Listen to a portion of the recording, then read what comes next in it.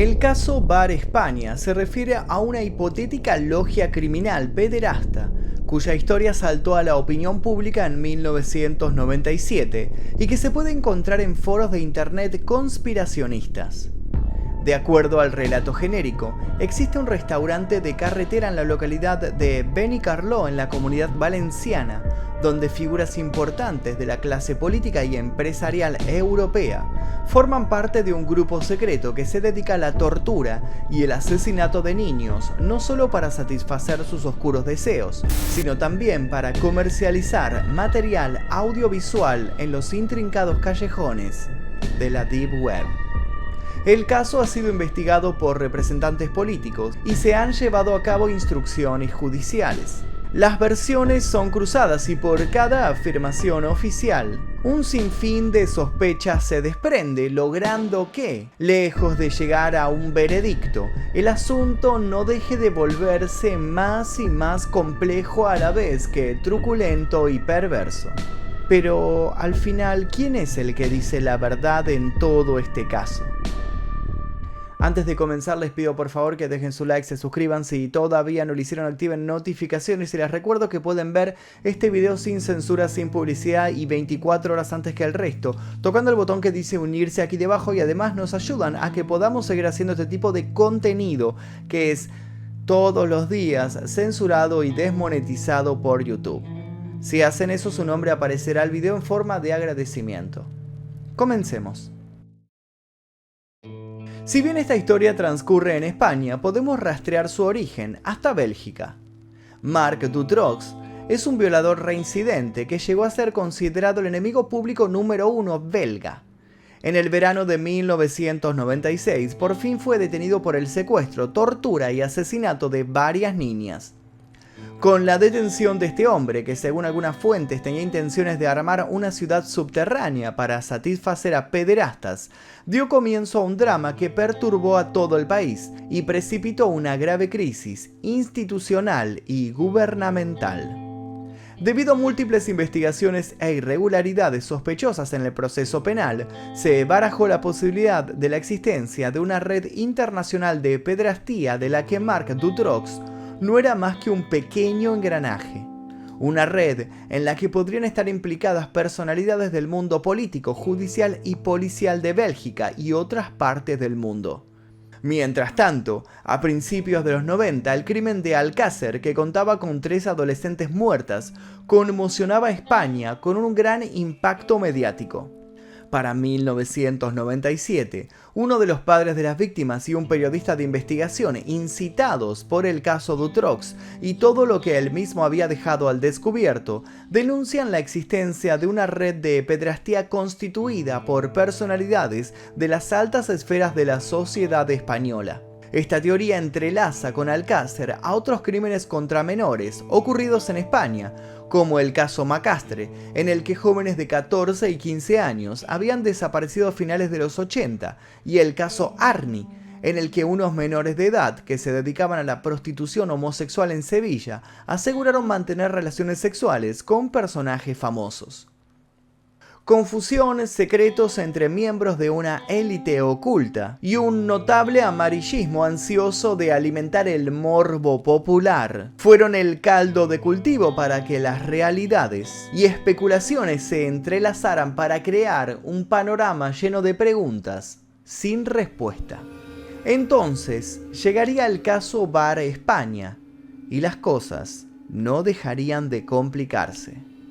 Permítanme avisarles que si no conocen el caso Alcácer, los invito a ver el video que se encuentra en este canal, que dura aproximadamente 1 hora. Es una investigación bastante larga, bastante llena de datos que seguramente les van a interesar, y lo pueden encontrar como caso Alcácer Magnus o lo buscan acá en la lista de reproducción de los casos. Continuemos. Todo comenzó con Reinaldo Colás, un peluquero separado que en 1997 empezó a sospechar que Giuseppe Farina, que había sido presidente del AC Milán y era nuevo novio de su expareja, estaría abusando de sus 2 hijas de 5 y 3 años. Reinaldo Colás denunció el caso, pero sus demandas fueron desestimadas. Insistió frente a policías y tribunales que sus hijas habían sido más que elocuentes con sus testimonios y con los dibujos que habían hecho al respecto. A las claras, alguien las había vuelto partícipes de cuestiones que incumbían solo a adultos. Colás, indignado por la falta de interés policial, prometió seguir investigando por su cuenta y en pocos meses, según dejó constancia a sus más allegados, hizo un descubrimiento atroz que lo dejó boquiabierto. Sus hijas no eran las únicas víctimas en todo el asunto, ni era Farina el único criminal implicado. En su denuncia actualizada constaba que el hombre pertenecía a una agrupación que secuestraba niños y abusaba de ellos. Pero ¿cómo había Colás descubierto todo esto? Con un poco de suerte, según sus palabras, y también bastante valentía. Hasta había logrado descubrir el lugar en donde todo esto ocurría. Las habitaciones del Bar España, un bar de carretera de Benicarló. Reinaldo llevó a sus dos hijas a declarar ante la Guardia Civil sin avisar a su madre. Allí les dijo a las niñas nuevamente que explicasen a los oficiales lo que les había pasado. Era el 7 de abril de 1997. Nacía el caso del Bar España. Reinaldo y su exmujer acabaron muy mal y se cruzaron denuncias. La solución de la administración fue quitarles a ambos la custodia de las niñas de forma cautelar mientras se hacían investigaciones. Entretanto, Reinaldo seguía difundiendo por todos lados aquello que había descubierto. La jueza que recibió el caso lo calificó de inverosímil e inconsistente y archivó todo. Reinaldo entonces confirmó sus peores sospechas. Se encontraba ante una trama de pederastía que no solo era brutal, sino que tenía el consenso de las autoridades que, especulaba, se habían dejado sobornar por los más poderosos. Sintiéndose solo y heraldo de una causa más que justa, Reinaldo acusó que estaban queriendo desacreditarlo y acallarlo, y aludiendo que temía por su propia integridad, repitió la historia a todo aquel que pasara por su peluquería. Por las noches, preso del insomnio que la paranoia le provocaba, rondaba por los bares de la zona. En los mismos, encaraba a desconocidos frente a los que lloraba alegando extrañar a sus hijas. Luego, envalentonado por las copas que no dejaban de acumularse en su mesa, se ponía a vociferar que alguien debía hacer algo, que había que vengarse de aquellos que se creían dueños del mundo y las vidas humanas solo por poseer descomunales fortunas. Reinaldo lograba con su convicción ser escuchado y conmover e impresionar a unos cuantos, pero lo cierto es que todos, al final de la noche, lo dejaban murmurando en solitario. Al menos, así fue hasta que conoció a un extraño personaje que al escucharlo, no solo no se sorprendió, sino que pagó otra ronda y dijo que tenía más información para aportarle. Es entonces cuando Antonio Toscano entra en acción. Toscano no solo no se espantó con las palabras de Reinaldo, sino que cuando el otro terminó su repertorio asintió con total tranquilidad y se presentó como un periodista, criminólogo, psicólogo y abogado. Le dijo a Reinaldo que sin ir más lejos y según sus propias investigaciones, en la zona actuaba una secta conformada por personajes muy importantes. Políticos, jueces, banqueros. Se trataba de una red que capturaba niños del centro de menores Baix Maestrat, donde casualmente habían estado internadas 6 meses las hijas del peluquero. De pronto todo tomaba forma. El peluquero y el periodista habían estado destinados a encontrarse.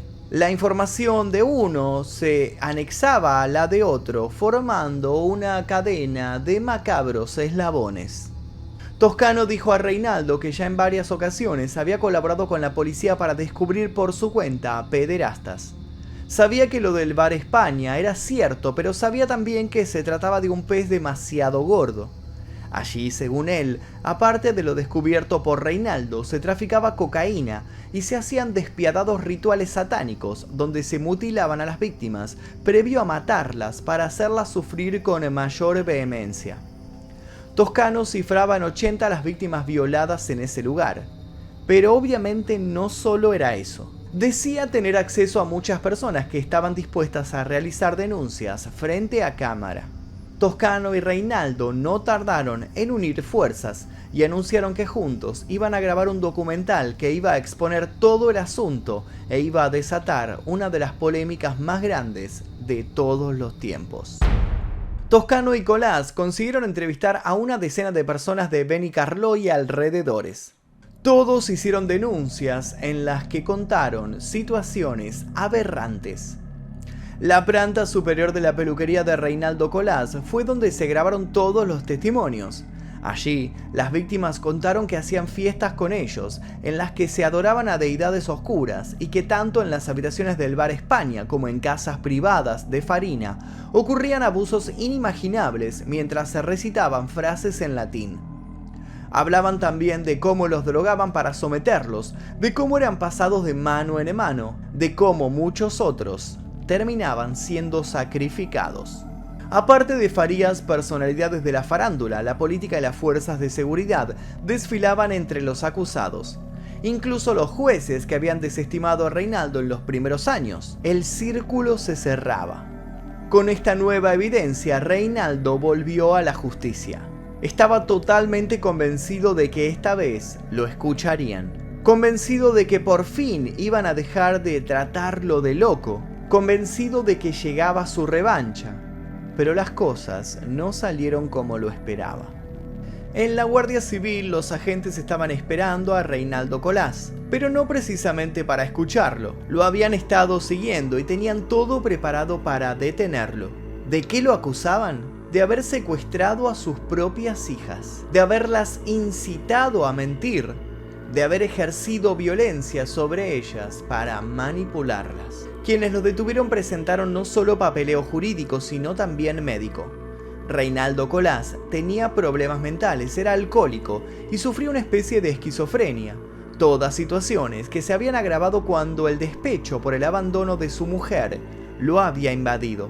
Desde protección al menor mandaron a las niñas con su madre y a Reinaldo le impusieron una orden de alejamiento hasta que sus hijas tuviesen 18 años. Aquello sucedió en el año 2004. La versión que empezó a correr entonces fue la de un Reinaldo totalmente ido de los celos que, con tal de arruinar a su expareja y a su nuevo acompañante, había fabulado un caso de implicancias nacionales. Se lo describió como un ser tóxico, enfermo, delirante y resentido. Reinaldo escuchó todas las acusaciones con sorpresa y con un gesto amargo. Dijo que no iban a poder callar a todos lo que ahora se había animado a hablar. Gritó hasta quedarse afónico que ya era tarde, que no iban a poder seguir ocultando todo. La justicia, frente a lo mediático del caso, fue prudente al pronunciarse. Toda España estaba en vilo. El caso Bar España llegó a contar con casi una veintena de denuncias por violación y abuso de menores. Sin embargo, todos aquellos que consintieron formar parte de las denuncias terminaron echándose atrás. Todos retiraron las demandas cuando el tema llegó ante el juez. Todos, menos Reinaldo. Los jueces no vieron nada punible. No había caso. Los forenses que examinaron a los niños que decían haber sido violados no encontraron ningún indicio de ello, tal y como aclaró el presidente de la Asociación Profesional de Criminólogos de España en una entrevista sobre el tema. Los 5 menores presuntamente asesinados no fueron reclamados por ninguna familia, ni sus supuestos cadáveres encontrados jamás. Sí se encontraron huesos enterrados en el patio trasero del Bar España, pero el Instituto Nacional de Toxicología concluyó que no podían ni asegurarse siquiera que fuesen huesos humanos. No había una sola prueba física de que aquellas ceremonias satánicas hubiesen existido nunca. ¿Qué estaba pasando? La justicia fue clara. El caso Bar España nunca había existido más que en la mente de Reinaldo Colás. Lo acabaron condenando a 15 meses de cárcel por denuncias falsas, calumnias y difamaciones. Cumplió solamente 3, pero se arruinó entre las multas y las costas judiciales. Después de eso, volvió a caer en depresión y a beber mucho. Para colmo de males, los antecedentes de su compañero no ayudaron a limpiar su imagen. Toscano Márquez no tiene o no puede probar ninguna de las excelentes cualificaciones profesionales que dice tener. Tampoco pudo demostrar el 195 de coeficiente de inteligencia del que presume en su currículum en internet, en el que además se presenta como actor. En los medios que lo habían entrevistado se había jactado de haber tenido una participación esencial en el caso Madeleine. La policía portuguesa lo desmintió rotundamente. La Voz de la Infancia, ONG que ayuda a menores víctimas de las violaciones, lo expulsó de su círculo por no poder presentar Toscano los documentos que acreditasen sus títulos.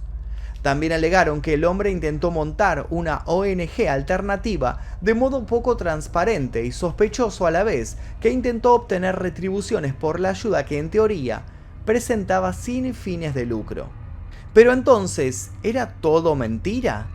¿Y los testimonios que habían grabado en el segundo piso de la peluquería? Según la versión oficial, todos los testimonios pertenecían a personas con antecedentes penales e historiales de adicción que habían accedido a denunciar lo que les decían los otros por una módica suma de dinero. Quienes estudiaron las cintas dicen que en las mismas abundan las preguntas guiadas y capciosas. Entonces, ¿eran Reinaldo y Toscano dos embaucadores? Bueno, en este punto surgen las disparidades. El caso podría haber muerto ahí, pero internautas especializados en difundir teorías conspirativas rescataron la historia y la publicaron en conocidos foros. Montaron los videos que habían rodado Toscano y Reinaldo y los colgaron en sus blogs personales, donde rápido se viralizaron dando, por ejemplo, con otra subleyenda.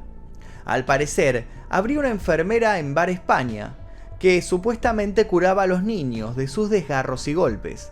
Se llamaba Alicia Martínez. Cuenta la historia que cuando se hartó de tal barbarie se plantó y amenazó con denunciar todo lo que ocurría. Tras eso, fue vilmente asesinada. Ardió dentro de su coche mientras la justicia disfrazó todo de un accidente. Quienes se niegan a creer que Reinaldo y Toscano fueron unos estafadores, creen que ambos hombres sufrieron la difamación de los medios por haberse atrevido a denunciar a las altas cumbres del poder.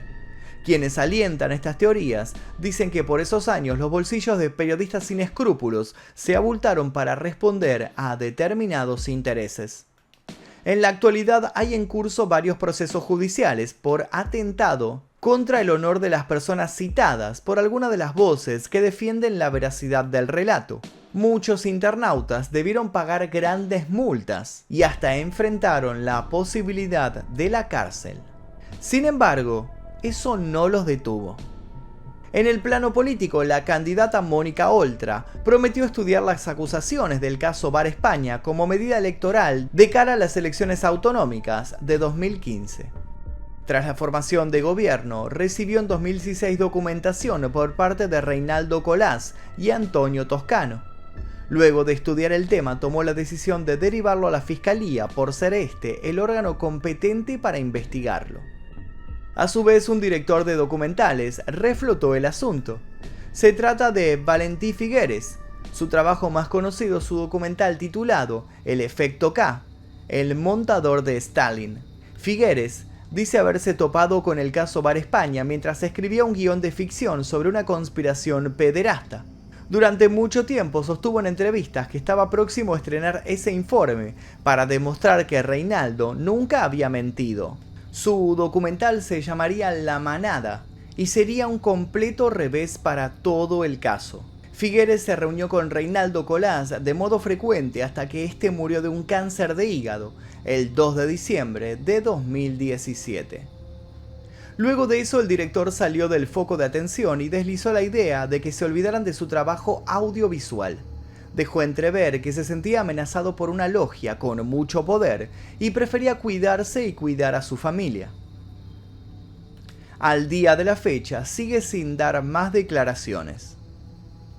No hubo más novedad de Bar España hasta 2019. Entonces, la polémica volvió a instaurarse cuando las hijas de Reinaldo, ya mayores de edad, decidieron romper el silencio. Pidiendo que sus imágenes no se difundieran, las hijas de Reinaldo dieron sus testimonios, explicando que todo, efectivamente, había sido un engaño. Sin embargo, hay quienes sostienen que esas declaraciones son falsas y fueron oportunamente viralizadas para terminar de ocultar la verdad. El llamado Bar España no existe desde hace tiempo. El establecimiento pasó por varias manos antes de llegar a su actual dueño, que le cambió el color verde de la fachada por el azul y el nombre por el de Restaurante Mediterráneo. Así todo, a menudo se acerca a gente al restaurante a preguntar qué pasó con todo eso de las violaciones. El caso Bar España sigue generando debate.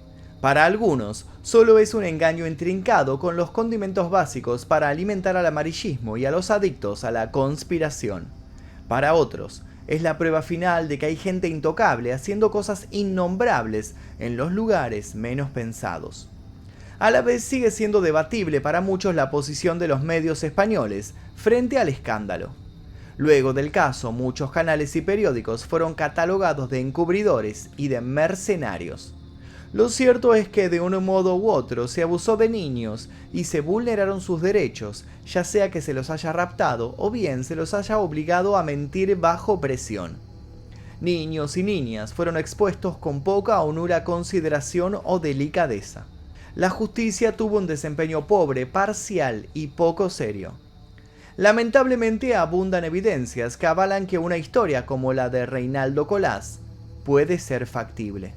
Los altos estratos sociales, con complicidad de instituciones como la Iglesia Católica y las fuerzas de seguridad, han ejercido crímenes con total impunidad desde tiempos inmemoriales.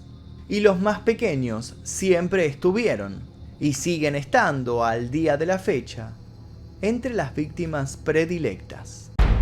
Y hasta aquí la historia del día de hoy, el caso de Bar España, que me lo vienen pidiendo hace años, literalmente hace años. Espero que les haya interesado la forma en la cual abordamos este caso y dejamos a consideración de ustedes la veracidad o no de todo lo que narramos. Las personas que aparecen aquí son los miembros del clan Mephisto. Gracias a ellos es que podemos financiar este tipo de videos que obviamente son ocultados y desmonetizados por YouTube a diario. Si les interesa unirse, tienen que tocar el botón que dice unirse aquí debajo, elegir la membresía número 2 Maestro Oscuro y luego dirigirse a la pestaña Comunidad. Les dejo un par de recomendaciones de videos para que sigan haciendo maratón en este canal y sin nada más que decir, yo me despido, será hasta la próxima. Mi nombre es Magnum Mephisto y esto fue La Historia Real. Gracias.